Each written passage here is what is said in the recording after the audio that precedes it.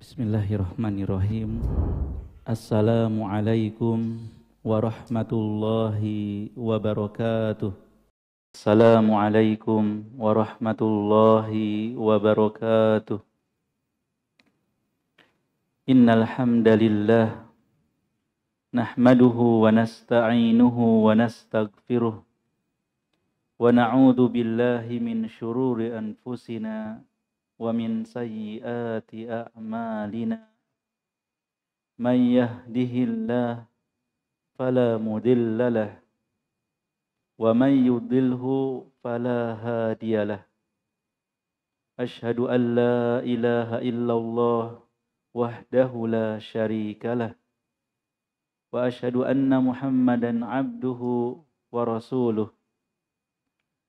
Ya ayyuhalladzina amanu taqullaha haqqa tuqatih wa la tamutunna illa wa antum muslimun. Ya ayyuhan nas ittaqu rabbakumul ladzi khalaqakum min nafsin wahidah wa khalaqa minha zawjaha wa batha minhuma rijalan katsiran wa nisaa wattaqullaha alladzi tasaaluna bihi wal arham innallaha kana 'alaikum raqiba. Ya ayyuhalladzina amanu taqullaha wa qulu qawlan sadida yuslih lakum a'malakum wa yaghfir lakum dhunubakum wa may yuti'illaha wa rasulahu faqad faza fawzan 'azima. Amma ba'd, fa inna asdaqal hadithi kitabullah wa khairal hadi Muhammadin sallallahu alaihi wasallam wa syarrul umuri muhdatsatuha fa inna kulla muhdatsatin bid'ah wa kulla bid'atin dhalalah wa kulla dhalalatin finnar. Kaum muslimin dan muslimat, Bapak Ibu yang semoga dirahmati dan dimuliakan Allah Subhanahu wa taala. Marilah kita senantiasa memuji dan bersyukur kepada Allah Subhanahu wa taala atas segala nikmat dan karunia yang Allah berikan kepada kita semua, baik yang nampak maupun yang tersembunyi, baik nikmat agama maupun nikmat dunia. Dan di antara nikmat yang besar tersebut adalah kemudahan serta taufik dari Allah Subhanahu wa taala untuk hadir di majelis ilmu dalam rangka memahami perkara agama kita yang kita butuhkan untuk menjalani kehidupan kita yang sementara di dunia ini. Dalam pembahasan adabus suhbah wal ukhuwah, adab bergaul, adab persahabatan, atau dengan judul sahabat sejati. Bapak Ibu kaum muslimin dan muslimat yang semoga dirahmati dan dimuliakan Allah. Apakah ada di antara kita yang bisa kuat hidup sendirian? Yang bisa sabar dengan kesendirian dan kesepian? Sebagai makhluk sosial, kita pasti membutuhkan satu sama lain. Karena hidup sendirian itu seperti bukan kehidupan namanya. Namun bergaul pun terkadang jarang orang ketika bergaul menambah penderitaan dan sakit hati. Ya, mungkin karena salah dalam pergaulan. Maka sebagai agama yang sempurna, Islam mengatur ya segala hal termasuk dalam adab bergaul.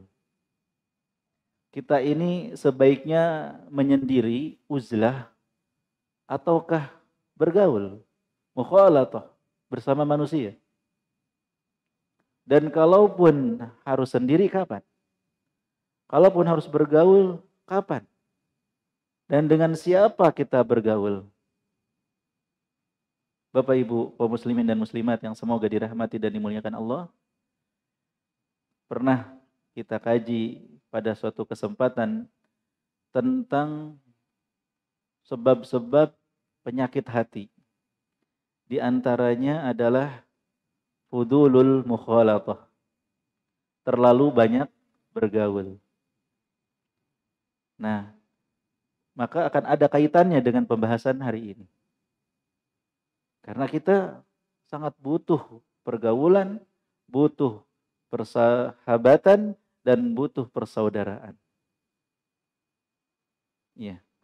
Baik, Bapak Ibu kaum muslimin dan muslimat yang semoga dirahmati dan dimuliakan Allah, perlu kita pahami bahwa kedekatan dengan sesama manusia, dengan saudara-saudara apalagi seiman, itu adalah buah dari akhlak yang baik. Di antara buah dari akhlak yang baik, akhlak yang mulia adalah terjalinnya kedekatan, terjalinnya persaudaraan.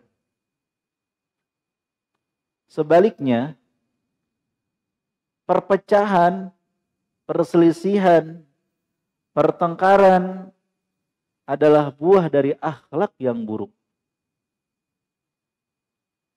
Mengapa kita terus berseteru? Kenapa kita tidak akur? Itu pasti di antara sebabnya adalah buruknya akhlak kita. Ya. Karena kebaikan akhlak akan membawa kepada saling mencintai, saling menyayangi, baik itu antara suami istri, baik itu rekan-rekan kerja, baik itu jamaah pengajian, masyarakat. Jika kita memiliki akhlak yang baik, maka akan menumbuhkan rasa saling mencintai dan menyayangi.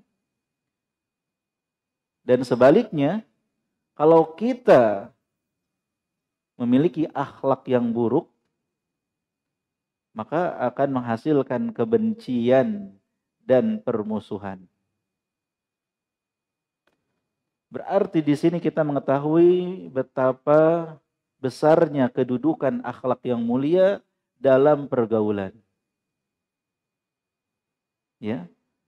Kita mengetahui betapa besarnya, betapa pentingnya akhlak yang mulia sebagai pondasi menjalin persahabatan, menjalin persaudaraan dalam pergaulan kita.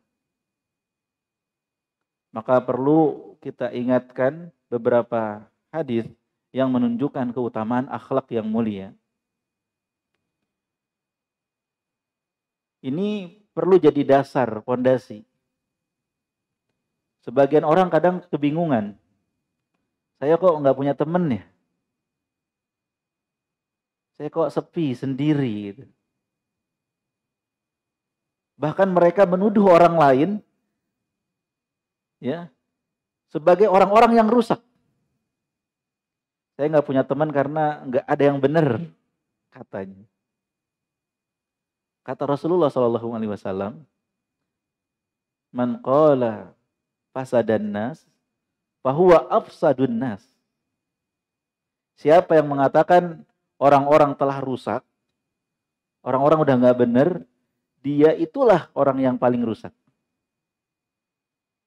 Dia mentazkiyah dirinya sendiri, dia menganggap dirinya suci. Yang lain nggak benar, dirinya doang yang benar. Padahal itu hanya sebatas pembelaan atas buruknya akhlak dia sehingga tidak bisa bergaul. Ketidakmampuan bergaul salah satu sebabnya karena akhlak yang kurang mulia.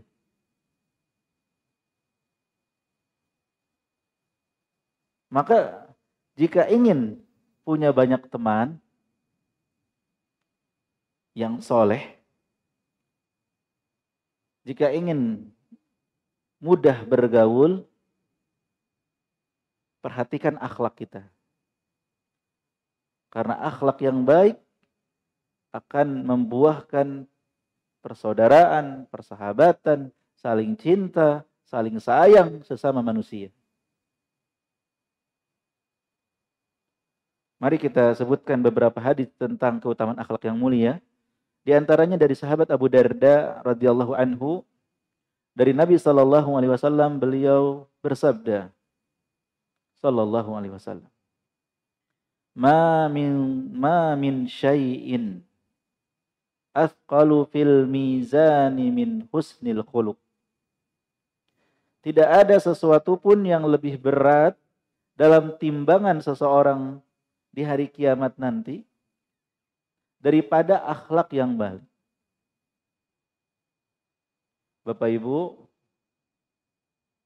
amalan kita akan ditimbang di hari kiamat. Yang berat amal kebaikannya, dia beruntung.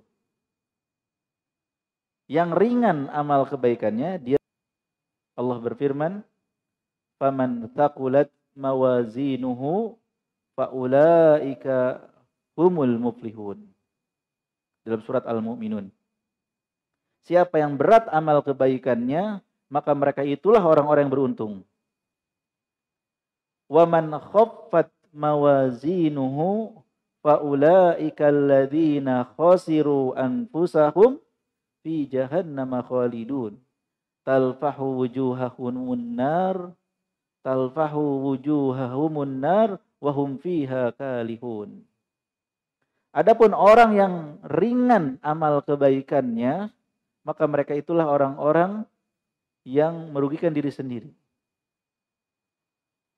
Mereka jika kafir kepada Allah, kekal di dalam neraka. Api neraka menampar wajah mereka dalam kondisi muram dan cacat. Di sini kita mengetahui betapa butuhnya pemberat timbangan amal, supaya berat amal kebaikannya. Dan kata Rasulullah tadi, ma min syai'in athqalu fil mizan min husnil khuluq. Tidak ada sesuatu pun yang lebih berat dalam timbangan amal seorang mukmin di hari kiamat daripada akhlak yang baik. Jadi penting banget akhlak yang baik ini. Sangat berat. Bahkan tidak ada yang lebih berat daripada itu. Kata Rasulullah sallallahu alaihi wasallam. Dan sangat wajar yang demikian itu. Bagaimana tidak, di antara tujuan Rasulullah sallallahu alaihi wasallam diutus, innama bu'istu liutammima makarimal akhlak. Sesungguhnya aku diutus untuk apa? Menyempurnakan kemuliaan akhlak. Dan dalam hadis yang lain, Rasulullah sallallahu alaihi wasallam bersabda, "Inna ahabbakum ilayya wa aqrabakum minni majlisan yaumal qiyamah ahasinukum akhlaqa wa inna abghadakum ilayya wa ab'adakum minni majlisan yaumal qiyamah masawikum akhlaqa." Sesungguhnya orang yang paling aku cintai di antara kalian dan yang paling dekat tempat duduknya denganku di hari kiamat siapa? Orang yang paling bagus akhlaknya. Paling dicintai Rasulullah, paling dekat tempat duduknya dengan beliau di hari kiamat, orang yang paling baik akhlaknya. Sebaliknya, orang yang paling aku benci dan paling jauh majlisnya, tempat duduknya dariku di hari kiamat adalah orang yang paling buruk akhlaknya. Dan akhlak itu mencakup akhlak hamba kepada Allah dengan mentauhidkannya, beribadah kepadanya, menegakkan hukum dan syariatnya. Kemudian akhlak kepada Rasulullah, kepada Al-Quran, dan akhlak kepada sesama makhluk. Wasu'ilan Nabiyyu sallallahu alaihi wasallam an aktsari ma yudkhilun nasal jannah faqal taqwallahi wa husnul khuluq. Nabi sallallahu alaihi wasallam ditanya tentang sebab paling banyak yang membuat orang masuk surga. Apa hal yang paling banyak menyebabkan seseorang masuk surga? Kata beliau, taqwallah wa husnul khuluq. Ketakwaan kepada Allah dan akhlak yang mulia. Ketakwaan kepada Allah, melaksanakan segala perintahnya, meninggalkan segala larangannya. Dan akhlak yang mulia itu setidaknya ada pada 4 perkara. Akhlak yang mulia disebutkan oleh Imam Ibnul Mubarak ada pada 4 perkara. Yang pertama, akhlak yang mulia itu badlun nada. Seseorang berkorban untuk memberikan manfaat kepada orang lain. Sebagaimana kata Nabi sallallahu alaihi wasallam, khairun nasi anfa'uhum linnas. Sebaik-baik manusia adalah yang paling bermanfaat bagi manusia lainnya. Jadikan diri kita ini berkah. Dimanapun kita berada, kita bermanfaat. Di rumah sangat bermanfaat. Istri, suami, anak-anak, anggota keluarga sangat berbahagia dengan kehadiran kita. Karena manfaatnya besar. Kalau si bapak pulang bisa bantu angkat galon. Kalau si bapak pulang minta jajan pasti dikasih. Ya. Kalau ibu pulang ada yang menyediakan makanan di rumah. Sangat bermanfaat keberadaan kita ini. Di masjid juga bermanfaat. Termasuk orang-orang yang memakmurkan masjid. Baik secara fisiknya maupun secara maknawinya. Di kantor bermanfaat. Di jalan bermanfaat. Yang dia pikirkan bagaimana hidup saya ini bermanfaat bagi orang lain. Termasuk bagi bangsa dan negara ini. Bagaimana caranya? Kata Rasulullah, ini orang yang paling baik. Khairun nas, sebaik-baik manusia. Anfa'uhum linnas, yang paling bermanfaat bagi manusia lain. Ini akhlak yang mulia. Yang kedua, kaful adza. Menahan gangguan. Orang yang berakhlak itu paling gak suka ngeganggu. Paling anti membuat gangguan kepada orang lain. Lisannya, perbuatannya gak suka mengganggu. Sebagaimana sabda Nabi sallallahu alaihi wasallam,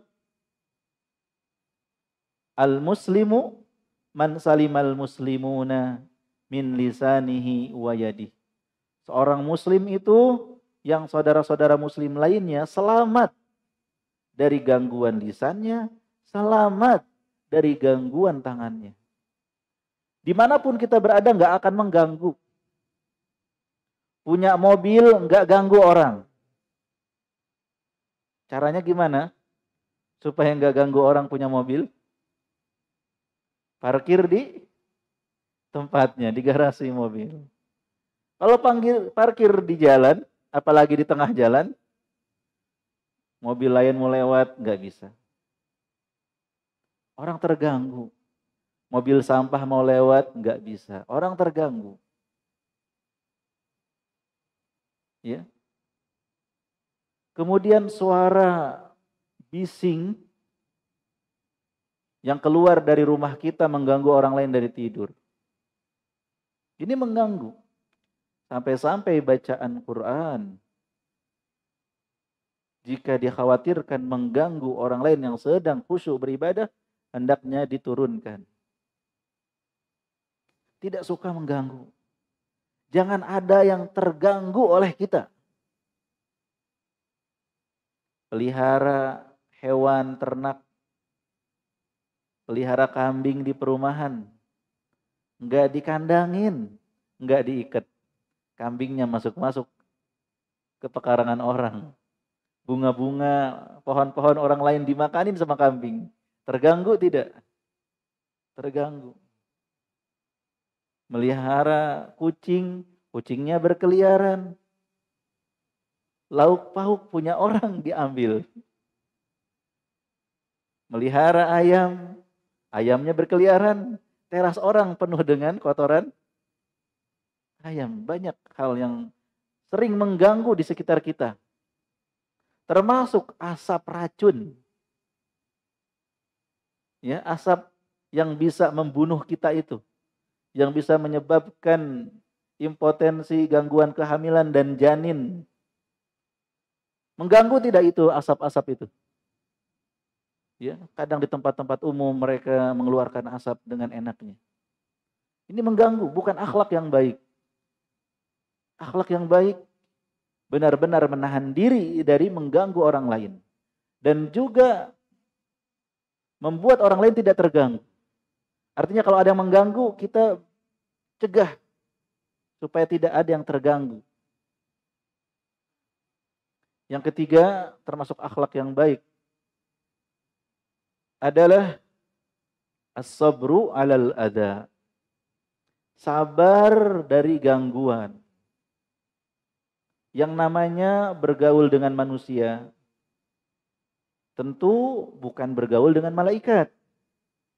Malaikat tidak pernah berbuat maksiat, tidak pernah khilaf. Manusia ini penuh dengan salah, khilaf. Ya, yang membuat kita harus sabar dengan kekurangan mereka. Rasulullah diperintahkan untuk sabar terhadap perilaku sebagian sahabatnya. Wasbir nafsaka ma'alladzina yad'auna rabbahum bil ghadati wal 'ashiyyi yuriduna wajha.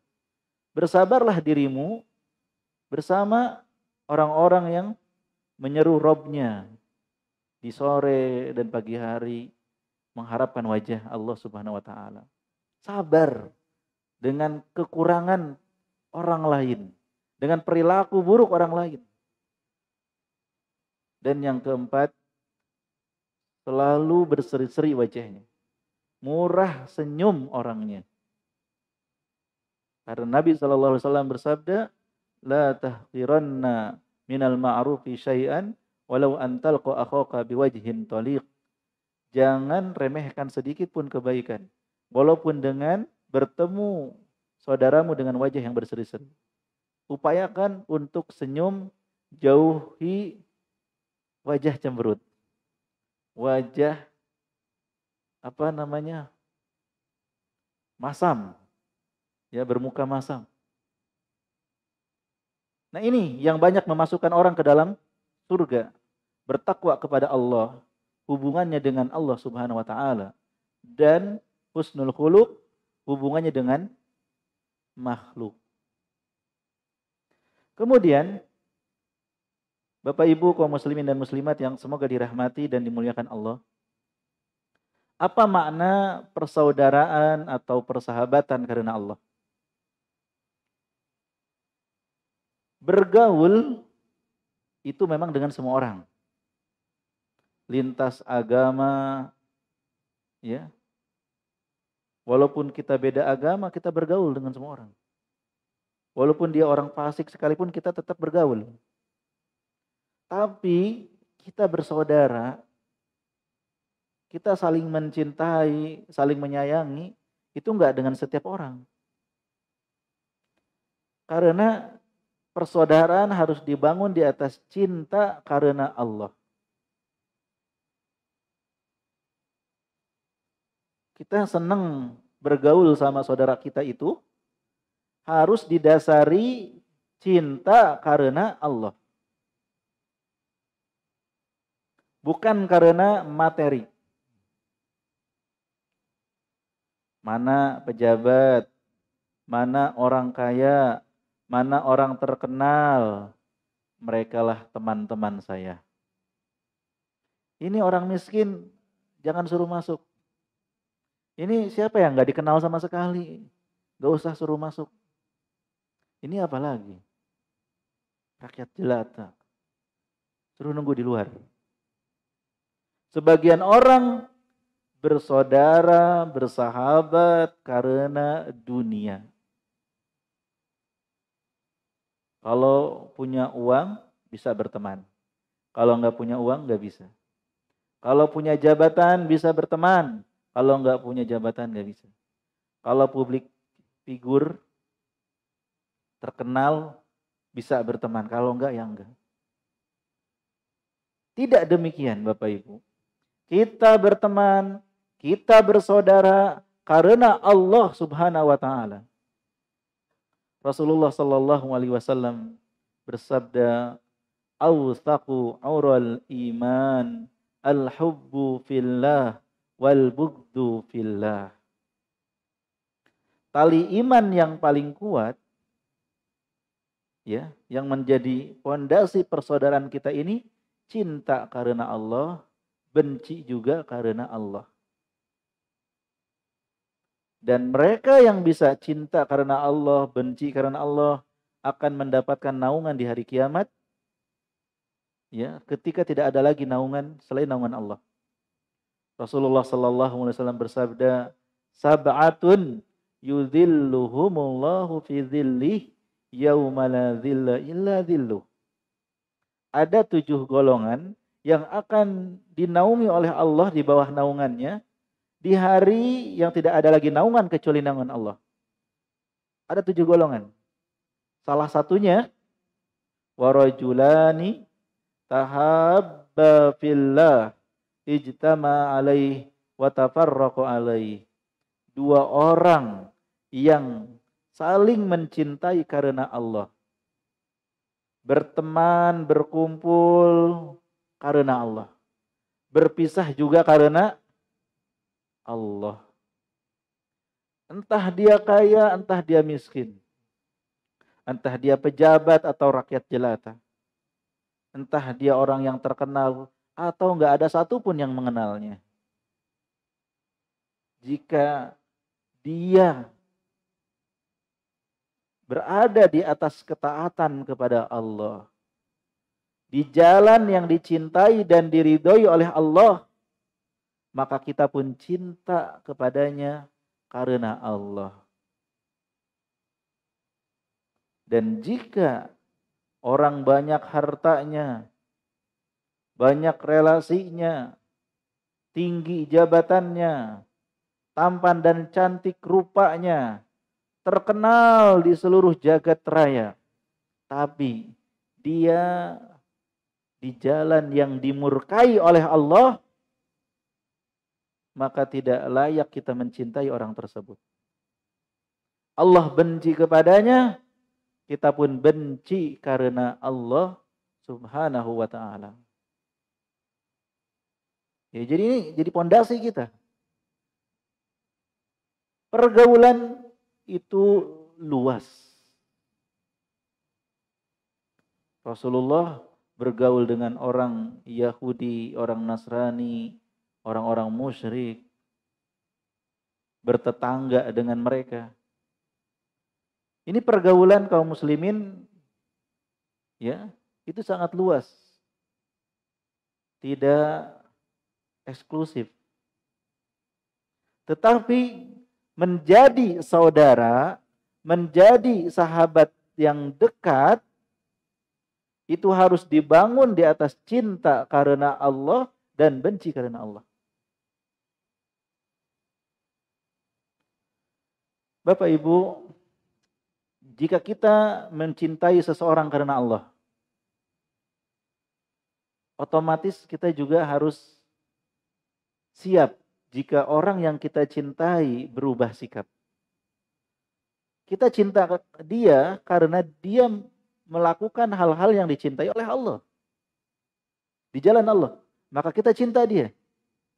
Tapi ketika dia melakukan sebaliknya, melakukan perkara-perkara yang dibenci Allah Subhanahu wa taala, maka kita pun harus benci karena Allah. Ya, harus benci karena Allah. Misalnya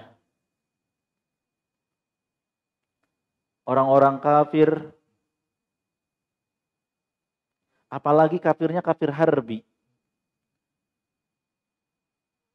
mengusir kaum muslimin, merampas tanah dan harta kaum muslimin, membunuh kaum muslimin, memerangi kaum muslimin.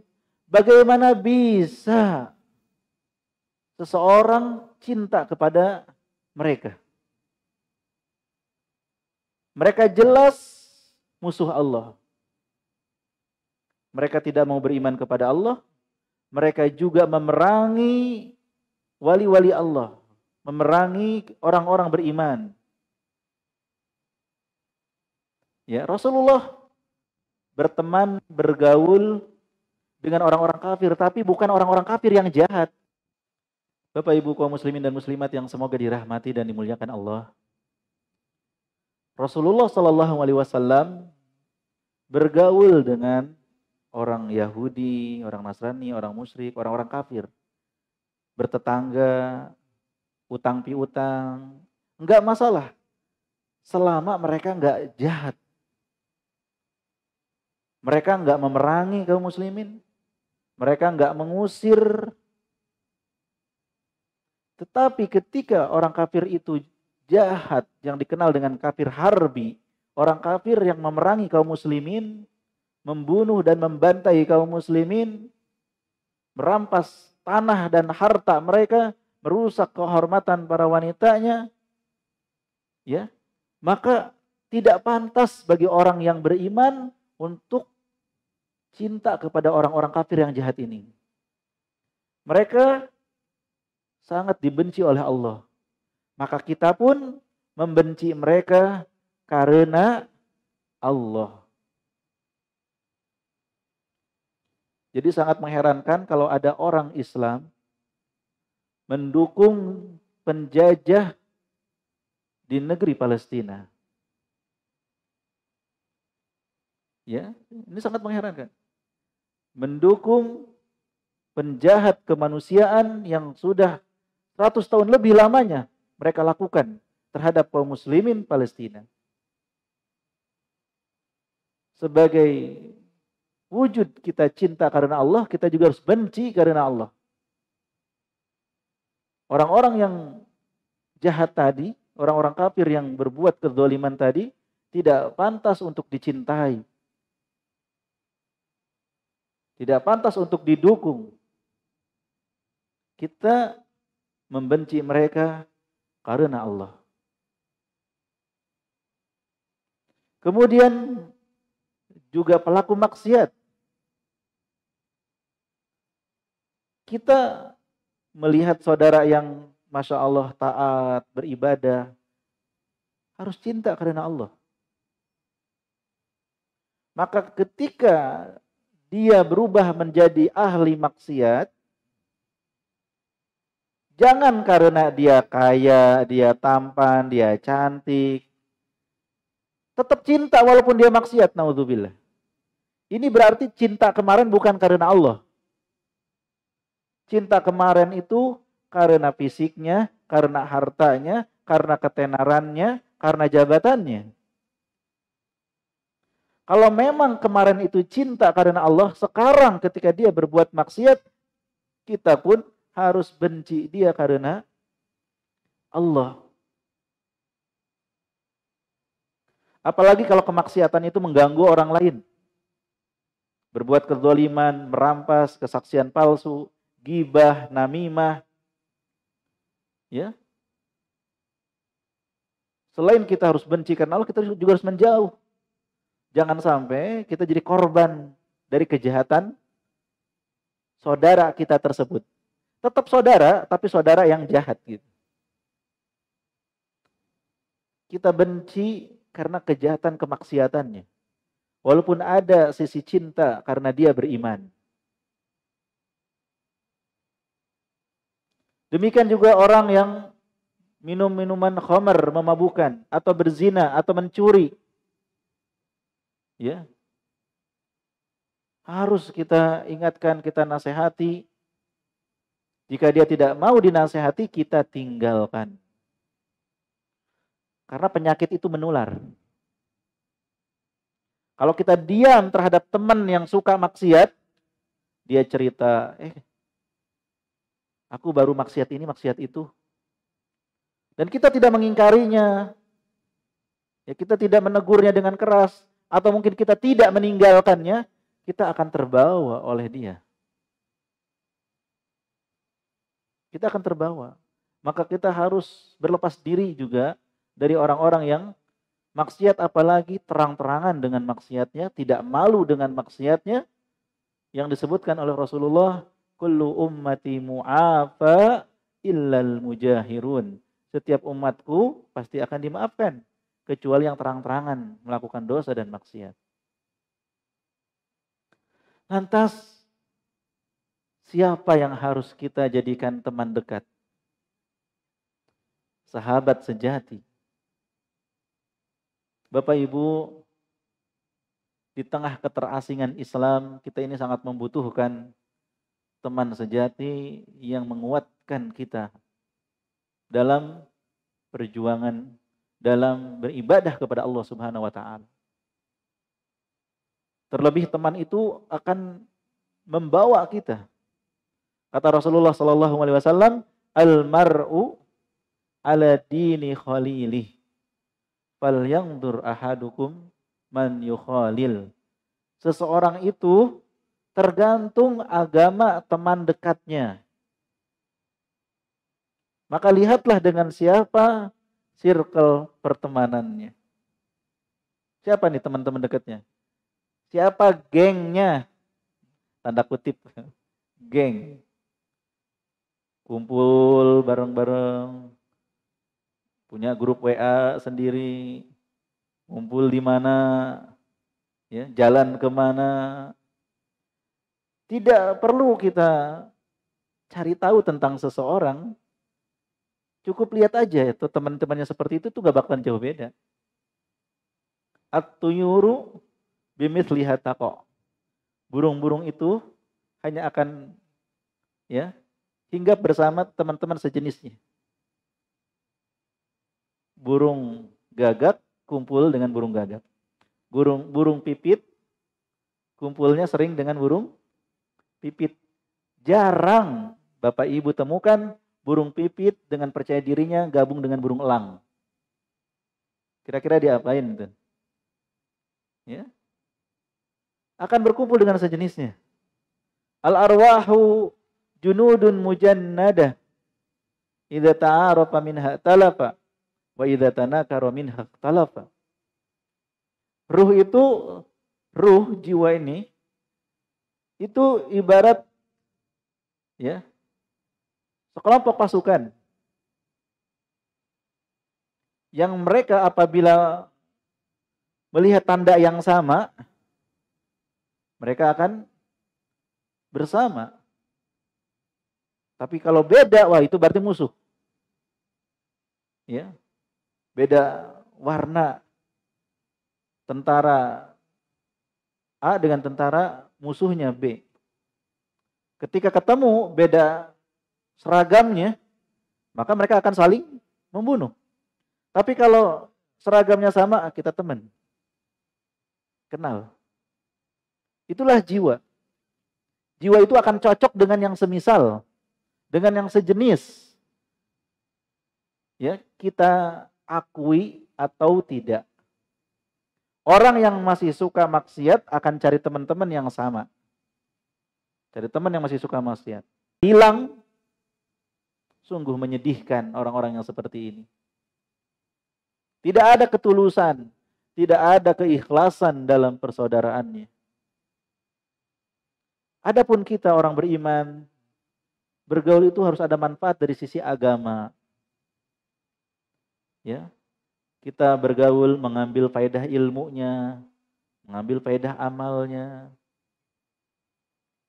Kemudian kita berteman sehingga bisa saling tolong-menolong pada perkara-perkara yang baik. Bahkan gak cuma sampai di dunia, kita berteman sampai di akhirat. Ya, kata sebagian salaf, aktsiru minal ikhwan fa inna likulli mu'minin syafa'ah. Perbanyaklah saudara. Perbanyak saudara. Saudara seiman. Karena setiap seorang mukmin di akhirat nanti bisa memberikan syafaat. Kalau kita punya teman yang banyak, yang baik-baik, yang soleh-soleh, ya mereka akan memberikan syafaat pada kita. Jadi secara umum, ya kita harus punya kriteria siapa yang berhak dijadikan sahabat sejati. Siapa mereka? Yang pertama, orang yang berakal. Yang kedua, berakhlak baik.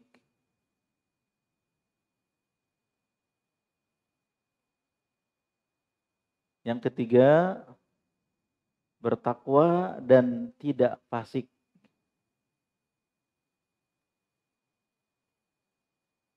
Yang keempat, bukan orang yang sesat, menyimpang dari ajaran Rasulullah. Dan yang kelima, orang yang zuhud dan tidak ambisius atau tamak terhadap dunia. Semoga 5 kriteria itu ada pada diri kita. Karena sulit kita mencari kalau kita sendiri tidak memiliki.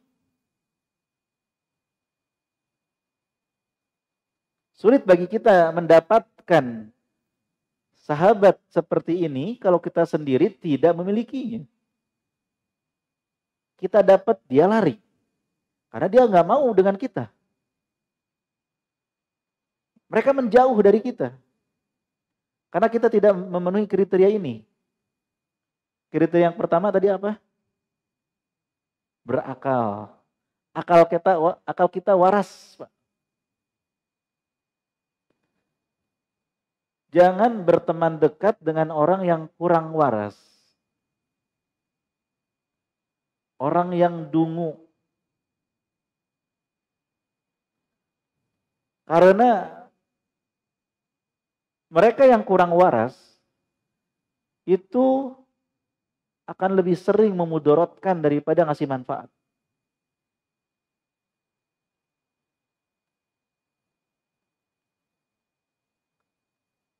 Dan tidak waras itu kan bertingkat-tingkat ya.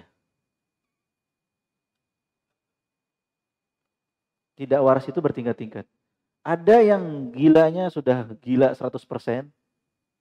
Ada gilanya sekian persen. Tetapi yang kurang waras dengan beraneka ragam tingkatannya itu lebih sering membahayakan daripada memberikan manfaat.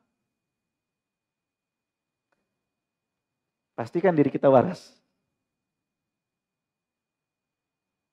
Berakal. Dan termasuk berakal yang ditekankan adalah mampu memahami perkara sebagaimana mestinya.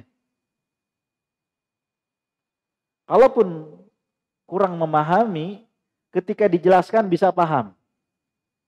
Bukan orang yang saking dungunya, saking bodohnya, nggak paham-paham, dikasih pemahaman pun nggak paham. Akan sulit berteman dekat dengan orang ini. Ingat, kita bergaul dengan semua orang, termasuk yang kurang waras kita bergaul. Apalagi kalau kita dokter dan dia pasien, tentu kita bergaul mengobati dia. Tetapi yang kita maksud di sini adalah teman dekat. yang menjadi ya orang yang selalu dekat dengan kita, sahabat dekat kita. Salah kalau kita menjadikan orang yang kurang berakal ini sebagai teman dekat. Masih banyak orang-orang yang akalnya sempurna.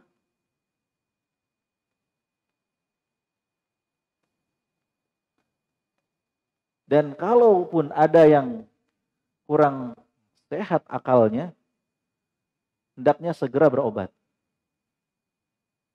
Punya penyakit NPD.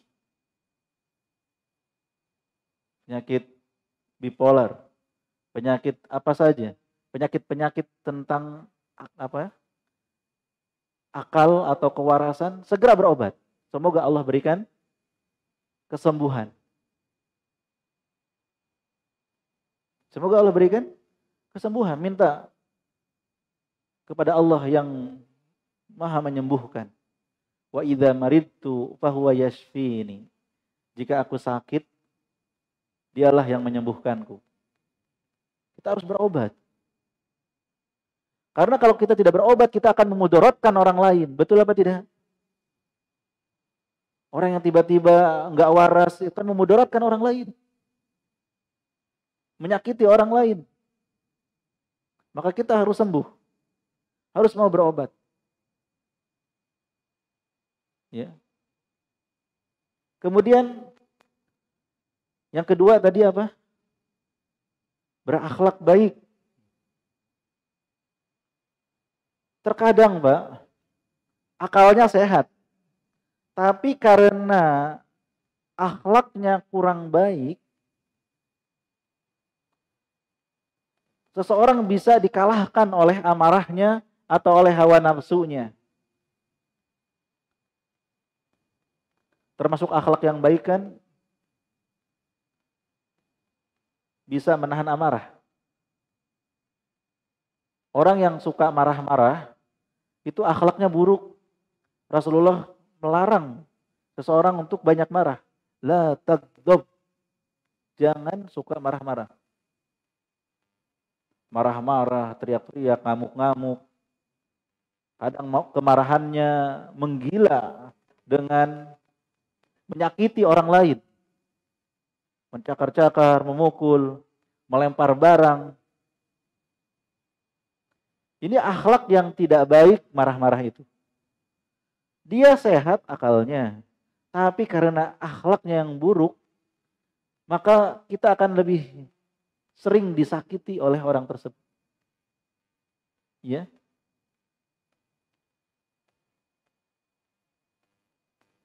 Orang yang bakhil, akhlaknya baik apa buruk? Bakhil, pelit, koret, cap jahe, ya itu buruk. Istrinya dikasih sehari cuman 1.000 buat beli obat mah 1 biji. Gak usah makan, minum aja obat penyakit mah gitu. Membiarkan anaknya kekurangan, istrinya kekurangan, dan dia hidup dengan kemewahan. Ada orang-orang seperti itu. Akhlaknya buruk. Di antara keburukan akhlaknya, bakhil sama keluarga, bakhil sama orang lain.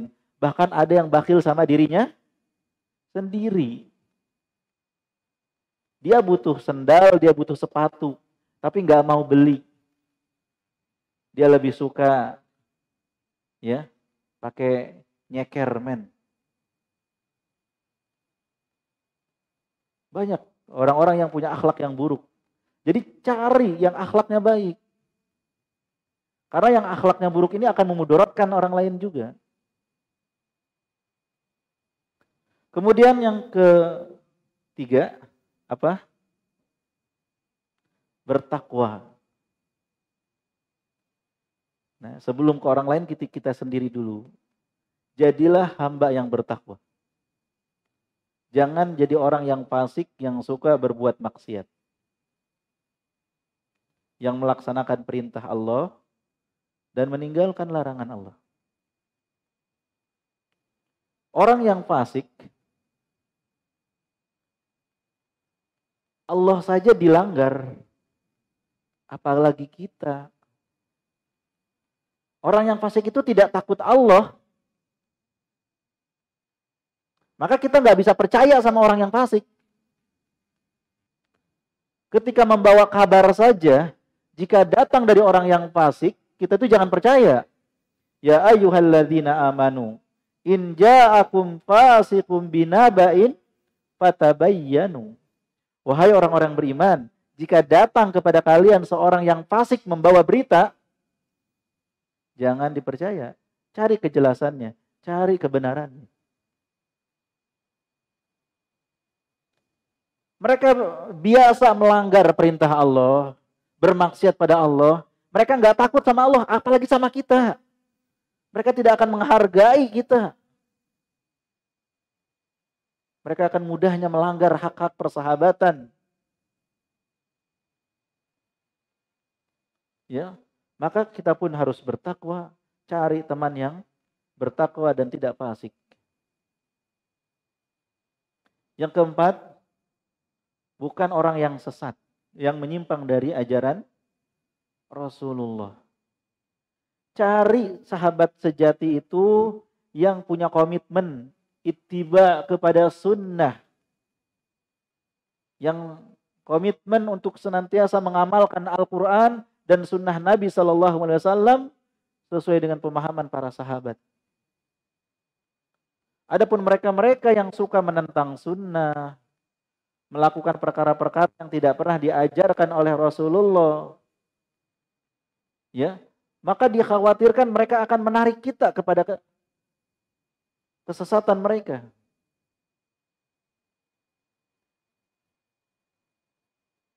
Kalau kita bergaul dengan orang-orang yang sesat,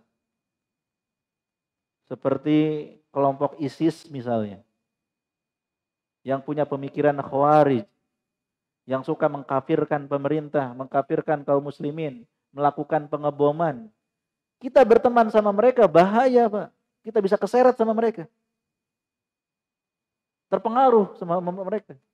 Atau kelompok yang suka mengkafirkan para sahabat dari kalangan Syiah, Rafidhah, mengkafirkan Abu Bakar, mengkafirkan Umar, menuduh Ibu Aisyah sebagai pezina, dan tuduhan dusta lainnya, maka kita pun akan kebawa kepada pemikiran mereka.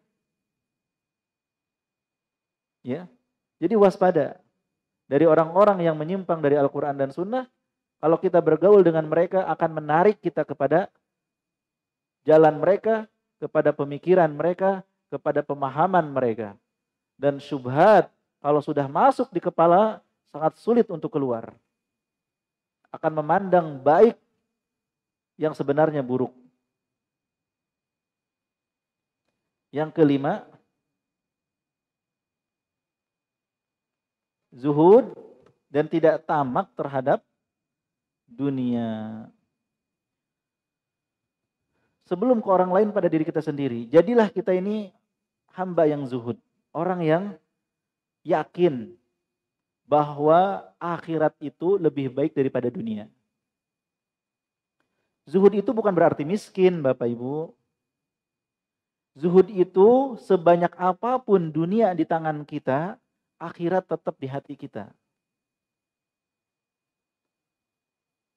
Orang yang pakai mobil mewah, tapi ketika mendengar azan berkumandang langsung mampir ke masjid untuk sholat berjamaah, itu lebih zuhud daripada orang yang gak punya kendaraan walaupun itu motor, tapi ketika azan berkumandang dia tidak memenuhi panggilan Allah. Zuhud itu tidak dilihat dari kaya miskin. Karena zuhud itu amalan hati. Sebanyak apapun dunia yang dia pegang, hatinya yakin akhirat itu lebih baik, sehingga dia terus prioritaskan akhirat.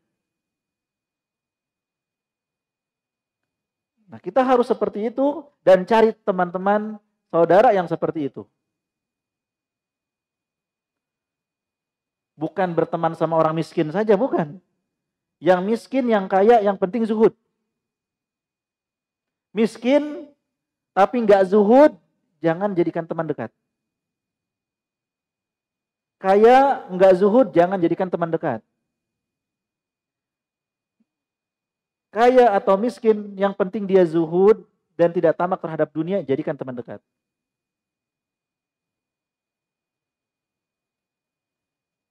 Jangan sampai kita bergaul dengan orang-orang yang menilai segala sesuatu dengan materi. Wani piro. Bantuin yuk jadi panitia kajian ya untuk memudahkan masyarakat mendapatkan ilmu. Digaji berapa emang jadi panitia? Ada duitnya enggak? Dihitung pakai uang. Atau uang tidak dia cari, tapi dia cari ketenaran. Jadi panitia bisa terkenal nggak ya? Bisa dekat dengan orang-orang terkenal nggak ya? Kalau bisa, boleh deh jadi panitia. Kalau enggak, ya enggak. Ya. Sebagian orang tolak ukur jalan atau maju atau mundurnya itu dengan dunia. Entah harta, entah jabatan, entah popularitas. Kalau nggak nambah follower, saya nggak mau bikin konten. Misalnya.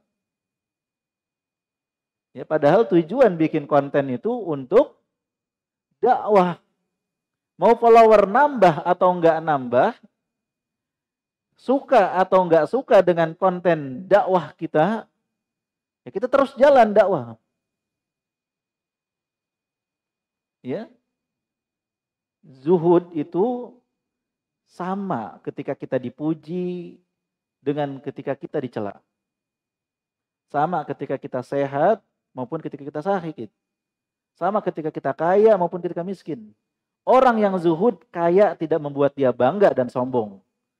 Miskin tidak membuat dia minder atau lemah. Semuanya dari Allah. Kaya miskin dari Allah. Ya. Maka carilah teman-teman yang zuhud seperti ini. Orang yang zuhud itu tidak akan meremehkan orang lain. Orang yang zuhud itu tidak akan membeda-bedakan karena jabatan atau harta atau apapun dalam pergaulan. Bapak Ibu kaum muslimin dan muslimat yang semoga dirahmati dan dimuliakan Allah, 5 kriteria ini yang harus kita cari. Terapkan dulu pada diri kita sendiri, kemudian carilah sahabat-sahabat yang seperti itu. Kalau dapat Bapak Ibu, pegang erat-erat. Jangan lepaskan. Adalah pasangan hidup kita.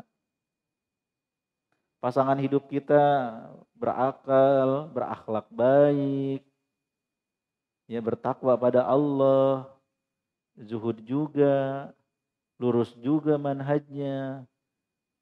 Pegang erat-erat. Jangan lepaskan. Ada kekurangan, sabar dengan kekurangan. Siapa yang hidup atau siapa yang dalam berteman mencari teman sempurna, dia akan hidup tanpa teman. Siapa yang mencari teman tanpa aib, tanpa kekurangan, dia akan hidup tanpa teman. Demikian juga para jomblo. Siapa yang mencari pasangan tanpa kekurangan, dia akan hidup tanpa pasangan. Pasti ada kekurangan, pasti ada ya kekhilafan. Sabarlah bersama mereka selama kebaikannya lebih banyak daripada keburukannya. Umar bin Khattab radhiyallahu anhu mengatakan, carilah sahabat-sahabat yang benar, niscaya kamu hidup dalam naungan mereka. Mereka adalah perhiasan di saat makmur dan peneguh di saat ujian. Letakkan perkara saudaramu dalam posisi terbaik sehingga datang kepadamu apa yang bisa membuatmu menjauh darinya. Jauhilah musuhmu, waspadailah temanmu kecuali teman yang terpercaya atau amanah. Tidak ada orang yang dipercaya kecuali orang yang takut kepada Allah. Jangan berkawan dengan orang yang gemar berbuat maksiat, karena dia bisa menularkan kedurhakaan kepadamu. Jangan membuka rahasiamu kepadanya. Mintalah pendapat dalam urusanmu kepada orang-orang yang takut kepada Allah. Ini nasihat Umar bin Khattab radhiyallahu anhu. Yahya bin Mu'ad mengatakan, seburuk-buruk teman adalah teman yang kamu perlu berkata kepadanya, ingatlah aku dalam doamu. Teman yang harus kita ingetin supaya ngedoain kita. Ya, kamu hidup bersama dia dalam toleransi, penuh pengertian, atau kamu meminta maaf kepadanya. Jadi harus selalu ngejagain dia. Agak berat, repot berteman dengan dia. Ini seburuk-buruk teman. Beberapa orang datang kepada Hasan al-Basri rahimahullah. Beliau sedang tidur. Sebagian mereka makan buah-buahan di rumahnya. Saat dia bangun dia berkata, semoga Allah merahmatimu. Inilah perbuatan saudara. Senang ketika saudaranya itu bebas mengambil makan minum di rumahnya. Oh, berarti kita udah jadi saudara nih. Gak ada sungkan-sungkan lagi gitu. Abu Ja'far berkata kepada rekan-rekannya. Bukan Abu Ja'far yang ini. Yang Abu Ja'far rahimahullah. Apakah salah seorang di antara kalian memasukkan tangannya ke dalam saku saudaranya dan mengambil apa yang dia inginkan? Mereka menjawab tidak. Dia berkata, maka kalian tidak bersaudara seperti yang kalian klaim. Ya. Apakah salah seorang di antara kalian bebas mengambil uang dari saku saudaranya? Kata mereka, enggak boleh kayak gitu. Kalau begitu kalian enggak bersaudara. Yang namanya saudara, ya bebas ngambil. Datang seseorang kepada Abu Hurairah. Jadikan aku saudaramu. Kata Abu Hurairah apa? Jika makananmu adalah makananku juga, kita bersaudara. Kalau makananmu itu khusus milikmu, engkau kekenyangan, aku kelaparan, jangan ngomongin saudara deh. Gitu. Kita bukan saudara kayak gitu. Yang namanya saudara itu senasib sepenanggungan.